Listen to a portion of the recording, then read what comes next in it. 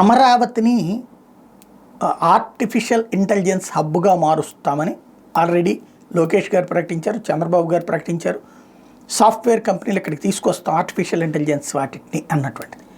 ఇప్పుడు ఒక చక్కటి అవకాశం లభించింది. సత్యానాదెళ్ల నిన్న క్లియర్గా ప్రకటించారు. ఏదైతే మైక్రోసాఫ్ట్కి 25,700 కోట్ల రూపాయలతో భారతదేశంలో విస్తృతపరుస్తాము అన్నది.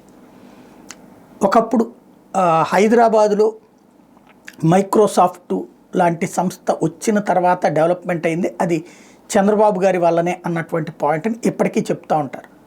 సరే, ఆయన విమర్శించే వాళ్ళేమో హైదరాబాదును చూసి వచ్చారు కానీ బాబుని చూసి కాదు అని విమర్శలు చేస్తూ ఉంటారు. కాబట్టి ఈ విమర్శలు ప్రతి విమర్శలు పక్కన పెట్టేస్తే ఇప్పుడు చక్కటి అవకాశం అమరావతికి దాన్ని తీసుకురావడానికి. ఇప్పుడు అందులో మైక్రోసాఫ్ట్లో బోల్డ్ అంతమంది మన తెలుగు వాళ్ళు ఉన్నారు, కీలకమైన స్థానాల్లో ఉన్నారు.